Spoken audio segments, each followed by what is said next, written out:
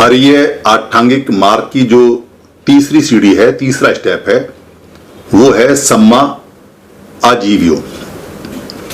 यानी सम्मा जो आजीवो है उसको आप कह सकते हैं सम्यक आजीविका, या उर्दू में कहेंगे तो कहेंगे कि सही रिजक, इंग्लिश में कहेंगे तो बोलेंगे राइट लाइवलीहुड या राइट बिजनेस या राइट जो आपका वाणिज्य या व्यापार है उसको कह सकते हैं। यानी कि सम्मा वाणिज्य या सम्मा व्यापार, तो ये आजीवियो है, यानी जो आजीविका कमाने का साधन है वो सम्मा होना चाहिए, सम्यक होना चाहिए। ये तीसरा स्टेप है। दरअसल जो 8 अंगों का हमारा मार्ग है उसमें ये तीसरा अंग है इस मार्ग का। इसमें जो आता है, इसकी एक लाइन की जो डेफिनेशन है वो इस प्रकार है कि कोई भी ऐसा काम जो किसी को हानि पहुंचाए। ध्यान से सुने इस बात को। दुनिया का कोई भी ऐसा काम जो मनुष्य करता है और उससे दूसरे मनुष्य को या प्राणी को हानि होती है, तो वो काम सम्मा आजीवो में नहीं आता, यानी सम्यक आजीविका में नहीं आता, राइट लाइवलीहुड में नहीं आता, यानी जो सही रिजक है उसमें नहीं आता। तो हानि किसी भी तरह से कहीं तक भी किसी भी मनुष्य को अगर होती है या प्राणी को होती है तो वो काम नहीं करना है, कमाने के लिए, रोजी रोटी के लिए। तो सही रोजी रोटी है नहीं वो। तो यहां एक लाइन में आ जाता है। तो यहां उन्होंने कुछ बताया भी है कि कौन कौन से ऐसे काम हैं उस समय जो नहीं करने चाहिए, और अभी तो वो बढ़ गए हैं। उस समय के कामों में आपने प्राणी को मारने का कोई भी सामान नहीं बेचना है, यानी कि हथियार नहीं बेचना है। तो हथियार बेचने के काम के लिए मनाही है। ये कितनी कमाल की बात है कि पृथ्वी पे मनुष्य रहता है और मनुष्य ने पृथ्वी पे सबसे पहले तो सारे प्राणी मार दिए, खत्म कर दिए, और जब प्राणी खत्म कर दिए तो ये बेवकूफ मनुष्य आपस में ही एक दूसरे को मारने का हथियार पे हथियार बना रहा है। और हथियार बेचने का बिजनेस दुनिया में सबसे बढ़िया बिजनेस इस मायने माना जाता है कि इसमें बिना कुछ किए अरबों रुपए खरबों रुपए आते हैं। यानी कि बनाया किसी कंपनी ने हथियार है, बेचा किसी और को है, और बिकवाने वाला जो बीच में दलाल है उसका कमीशन अरबों खरबों में होता है। बेचने खरीदने वाले भी कमीशन लेते हैं। हथियारों की दलाली में दुनिया में नंबर 1 का कमीशन चलता है। और हथियार है किसके लिए? दरअसल मार किसके लिए रहे हैं? मनुष्य को ही मारने के लिए मनुष्य हथियार बना रहा है और मनुष्य ही हथियार खरीद रहा है। कोई मनुष्य से ज्यादा बेवकूफ प्राणी इस दुनिया में? जानवर को हम बेवकूफ कहते हैं, जानवर को कहते हैं जानवर है, जानवर तो बड़ा समझदार है। ये तो सबसे ज्यादा अव्वल दर्जे का बेवकूफ। और हैं कौन से? जो सबसे ज्यादा पढ़े लिखे, सबसे ज्यादा अपने आप को बुद्धिजीवी, सबसे ज्यादा संभ्रांत, सबसे ज्यादा बड़े वैज्ञानिक, सबसे ज्यादा बड़े राजनेता, सबसे ज्यादा बड़े देशों के मालिक, सबसे बड़े ज्यादा देशों के लीडर और सबसे ज्यादा बुद्धिमान लोग कहे जाते हैं, वो ये काम कर रहे हैं। यानी हथियार पे हथियार बना रहे हैं। कहते हैं इतने हथियार बन चुके हैं कि पृथ्वी को 600 बार, ये पुरानी खबर है, 600 बार की, तो ज्यादा बन गए होंगे, 600 बार खत्म किया जा सकता है। एक ही पृथ्वी को 600 बार खत्म करने का हथियार बना दिया। इसलिए भगवान बुद्ध की आवश्यकता है, उनके सिद्धांतों की आवश्यकता है कि हथियार बनाने की जरूरत है क्या? मनुष्य को मनुष्य के मारने की जरूरत है क्यों? तो मनुष्य ही मनुष्य को मारेगा तो बचेगा कौन? एक दूसरे को मारेगा, दूसरा तीसरे को मारेगा, तीसरे को चौथे को मारेगा, तो खत्म वैसे हो जाएंगे।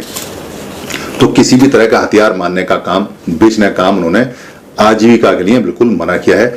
चाहे वो छुरी हो ऐसी जो आदमी को मार सके, चाहे तलवार है, चाहे बल्लम है, चाहे भाले हैं, चाहे पिस्तौल है, चाहे बंदूक है, चाहे एटम बम है, चाहे तोप है, चाहे जहाज में गोले हैं, चाहे मिसाइल है, कुछ भी तरह का कोई भी हथियार है, चाहे टैंक है या पेटेंट है या कोई जहर है या कोई दवा ऐसी है जो दूसरे व्यक्ति को मारती है या बीमार करती है, या कोई गैस है या कोई सॉलिड है, कोई भी चीज ऐसी जो मनुष्य को, प्राणी को मारती है, वो नहीं खरीदनी बेचनी है, उसका व्यापार नहीं करना है, वो बनानी भी नहीं है। दूसरा कहते हैं प्राणियों का व्यापार नहीं करना है। प्राणियों का व्यापार की तो बात छोड़िए, ये मनुष्य इतना निकम्मा है कि मनुष्यों का व्यापार कर रहा है, मनुष्य के अंगों का व्यापार कर रहा है। आदमी को काट काट के उसके अंग बेचे जा रहे हैं, उसका सामान निकाल के दूसरे देशों को सप्लाई किया जा रहा है। बच्चों को दूसरे देशों में, जिसको कहते हैं कि ह्यूमन ट्रैफिकिंग, यानी कि एक बच्चे को, एक आदमी को दूसरी कंट्री में ले गए। खबरें आपने सुनी होगी कि कुछ कंट्रियों में जहां ऊंट की दौड़ होती है वहां बच्चों को मारा जाता है। बच्चे जब चिल्लाते हैं तो ऊंट दौड़ता है, तो उन बच्चों को उससे बांध देते हैं ताकि वो डर के चीखे और ऊंट खूब जोर जोर से भागे। इसके अलावा गुलाम बनाने की प्रथा बहुत पहले से रही है। गुलाम आज भी बनते हैं, आज बेड़ियां नहीं दिखाई देती, मगर आज उनको मानसिक रूप से, आर्थिक रूप से जो शिक्षा का अभाव है, बिना शिक्षा के, या जो उनको कुछ समझाया नहीं जाता, उनके अधिकार छीन के गुलाम बनाने की प्रक्रिया बहुत ज्यादा तेजी से चल रही है। तो ये होता है प्राणियों के व्यापार का, जो प्राणी है। इसके अलावा जो जानवरों को खरीदने का, बेचने का और जो जानवरों को बांध के रखने का व्यापार है वो अलग तरह से आता है। इस तरह का व्यापार नहीं करना है, मांस का व्यापार नहीं करना है। अब एक बात इसमें साफ देखिए कि भगवान बुद्ध ने मांस के व्यापार को मना किया है, प्राणी हत्या को मना किया है, मगर मांस को खाने को मना नहीं किया है। और इस पे बहुत सारे लोगों ने वीडियो फिल्म बना बना के कई लाख लाइक और कई हजार और लाख रुपए कमा लिए हैं। दरअसल ये बिल्कुल स्पष्ट है कि भगवान बुद्ध ने मांस का व्यापार करने के लिए मना किया है, प्राणी हत्या को मना किया है। क्योंकि अगर आप मांस का व्यापार करेंगे तो प्राणी को पहले हत्या करेंगे, काटेंगे, मारेंगे, तब मांस बेचेंगे। तो जब काटना ही नहीं है तो फिर व्यापार ही नहीं होगा, तो व्यापार को मना किया है, मगर खाने को मना नहीं किया है। खाने को उस मांस को मना नहीं किया है जो तैयार मांस है, यानी कि कोई अपने आप मर गया या कहीं जंगल में किसी जानवर ने मांस खा के शरीर का किसी प्राणी का आधा छोड़ दिया, या कोई बाज अगर कोई मांस का टुकड़ा लेके जा रहा है और वो गिर गया, वो खा लिया, या किसी ने मांस पकाया है और आपको नहीं पता कि वो मांस है और आपके लिए पकाया है, आपको संदेह भी नहीं है, आपको पता भी नहीं है, और वो आपके सामने परोस दिया। या किसी भिक्खु को अगर खाने के अंदर उसको मांस दे दिया, क्यों? क्योंकि भिक्खु खाने में चॉइस नहीं दिखा सकता। भिक्खु किसी दरबार में जाके ये नहीं कह सकता कि मैं ये पदार्थ खाता हूं, ये पदार्थ नहीं खाता। दरअसल अगर किसी ने कोई मांस लेके आया है और वो पका के आपको दिया है तो वो पदार्थ की श्रेणी में आता है, और भिक्खु अपनी इच्छा शो नहीं कर सकता। इसलिए जो उसे मिला है वो लेना पड़ेगा, वरना उसके नियम की अवहेलना हो जाएगी। मांस लेने के लिए ना हाँ किया है ना किया है, मगर भोज्य पदार्थ के लिए जो मिलेगा वो लेना पड़ेगा, ऐसा नियम है। तो किसी भी हालत में मांस का व्यापार नहीं करना। अभी तो मांस का व्यापार बड़ी बड़ी कंपनियों में होने लगे हैं। बड़े बड़े संभ्रांत लोग, बड़े बड़े ऐसे लोग जो पूरे दिन पूजा पाठ करते रहते हैं और कहते रहते हैं कि हम पाप नहीं करते हैं, उनकी फैक्ट्रियों में लाखों पशु करते हैं और वो उन्हीं के नाम पे करते हैं। भगवान बुद्ध कहते हैं काटने वाला गुनाहगार नहीं है, वो तो मजदूरी कर रहा है, नौकरी कर रहा है, मगर कटवाने वाला सबका गुनाहगार होता है। यानी कि जो करवाता है गुनाहगार वो है, जो उसकी आमदनी ले रहा है गुनाहगार वो है।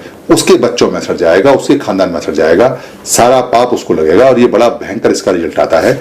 उन्होंने देखा है तो बताया है, मैंने तो थोड़ा बहुत देखा है अभी दुनिया में, बाकी उन्होंने पूरा देखा है इसलिए उन्होंने बताया है। फिर वो कहते हैं मद का व्यापार नहीं करना है। मद का मतलब है ऐसा कोई पदार्थ जो आपके मन और मस्तिष्क को खराब कर दे, मन को गंदा कर दे। मद माने होता है जो आपको, जैसे सुरा मेर मज्जा जो शराब है, या जो नशीले पौधे हैं, पदार्थ हैं, या ऐसी चीज हैं बेचने की। आजकल तो बहुत सारी चीज आ गई हैं, बहुत सारे ब्रांड, बहुत सारे ड्रग्स आ गई हैं, ये सारी मद की चीज होती है। दरअसल इनको क्यों मना किया है? जब भी आप मद का सेवन करेंगे, किसी नशीले पदार्थ का सेवन करेंगे, तो आपकी शरीर की जितनी भी अच्छाइयां वो शांत हो जाती हैं, बैठ जाती हैं, दुबक जाती हैं, भाग जाती हैं, और जितनी भी शैतान पाप वाली आपकी ताकत है वो निकल के बाहर आ जाती है। अधिकतर जो जुर्म होते हैं आदमी नशे में करता है, होश में आके कहता है ये मैंने क्या कर दिया, और नशे में वो हो जाता है। उसे पता ही नहीं रहता कि जब उसने नशा किया था तो सारी अच्छाइयां भाग गई, सारे जितनी भी जो अच्छे थे लोग वो सब भाग गए, और जितने भी फरिश्ते थे वो सब चले गए, और शैतान सारे आ गए। यानी फरिश्ते चले जाते हैं और शैतान आ जाते हैं बुद्धि पे, और वो फिर गलत काम करा देते हैं। इसलिए शराब या नशा या मद के लिए व्यापार खरीदना, बेचना, उकसाना, बनाना, सबके लिए उन्होंने मना किया हुआ है। एक विष के व्यापार को मना किया हुआ है, क्योंकि प्राणी हत्या में आता है, तो विष का व्यापार भी, किसी भी तरह के विष का व्यापार, जहर का व्यापार नहीं करना है। मद भी विष में ही आती है। ये उस समय की बात है, अभी तो बढ़ गए हैं। अभी तो जैसे जो छोटे छोटे बच्चे हैं उनको गेम दिए जा रहे हैं हाथ में, मोबाइल में गेम लगा लगा के दिए जा रहे हैं, कंप्यूटर में गेम दिए जा रहे हैं, और वो गेम खेल खेल के अपनी जिंदगी खराब कर रहे हैं। वो अपनी, जैसे, क्योंकि नशा का जो काम होता है, जो शराब का काम होता है, वही गेम काम कर रहे हैं। उसमें भी लत लगती है, इसमें भी लत लगी हुई है, उसमें भी वो उसका एडिक्ट होता है, इसमें भी एडिक्ट होता है, उसमें भी शरीर खराब होता है, इसमें भी शरीर खराब होता है, उसमें भी समय खराब होता है, इसमें भी समय खराब होता है, उसमें भी पैसा खराब होता है, इसमें भी पैसा खराब होता है। तो ये सारे सिम्टम्स वही हैं। शराब में और जो मोबाइल के गेम चल रहे हैं उनमें कोई दिक्कत नहीं है, या जो मोबाइलों पे और जो आज की डेट में जिनको ब्लू फिल्म कहते हैं या पॉर्न फिल्म कहते हैं, वो बहुत ज्यादा परोसी जा रही हैं, उसकी पूरी इंडस्ट्री खड़ी हो गई है। वो काम, वो व्यापार बिल्कुल इलीगल है, वो व्यापार नहीं करना है, वो व्यापार सबसे गंदा है।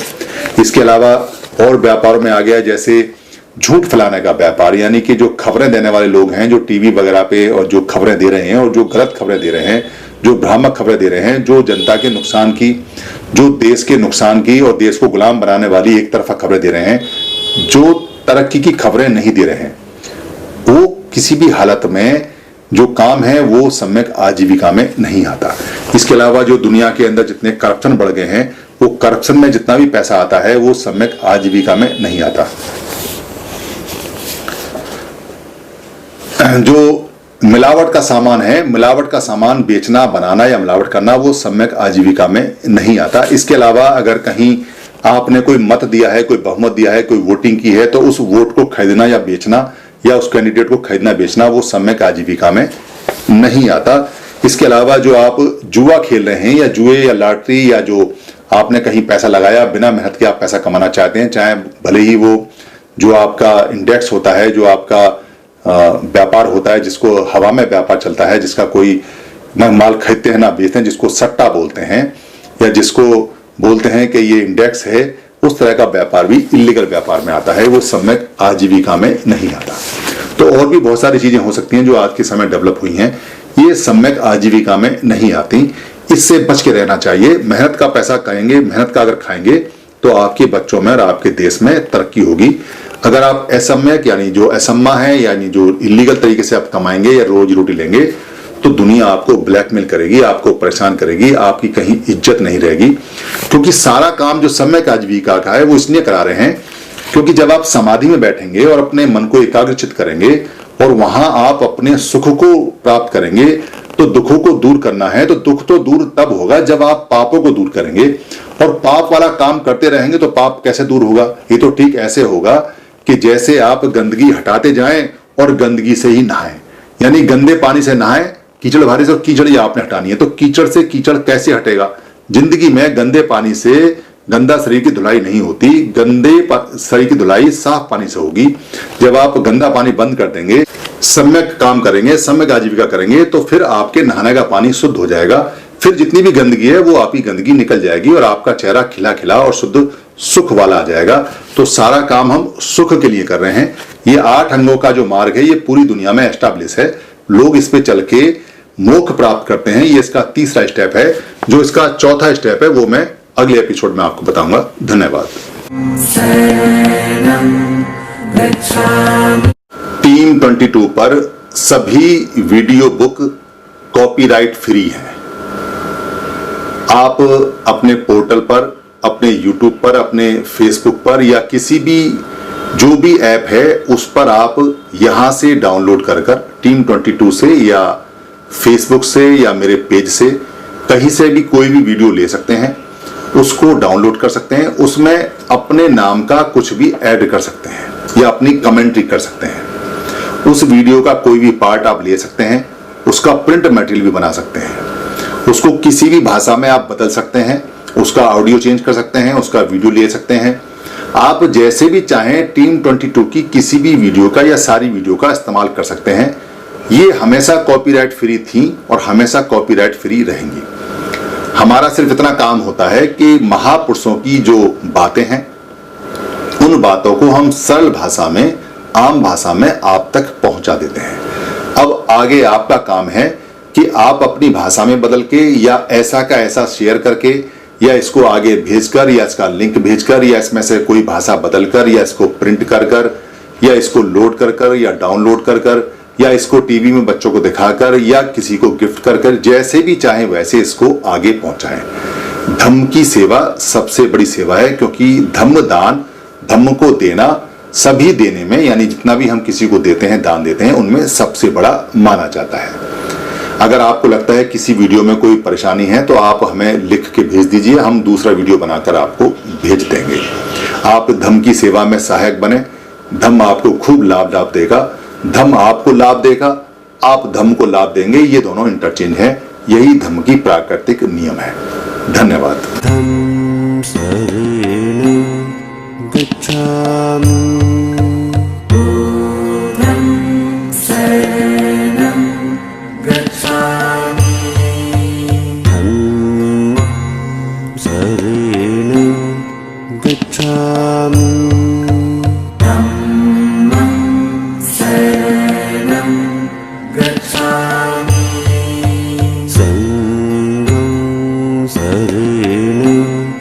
गच्छामि संगं गच्छामि द्वितीयम्पि बुद्धं शरणं गच्छामि द्वितीयम्पि बुद्धं शरणं गच्छामि द्वितीयम्पि धम्मं शरणं गच्छामि द्वितीयम्पि धम्मं शरणं गच्छामि द्वितीयम्पि सङ्घं शरणं गच्छामि द्वितीयम्पि सङ्घं शरणं गच्छामि तृतीयम्पि बुद्धं शरणं गच्छामि तृतीयम्पि बुद्धं शरणं गच्छामि तृतीयम्पि धम्मं शरणं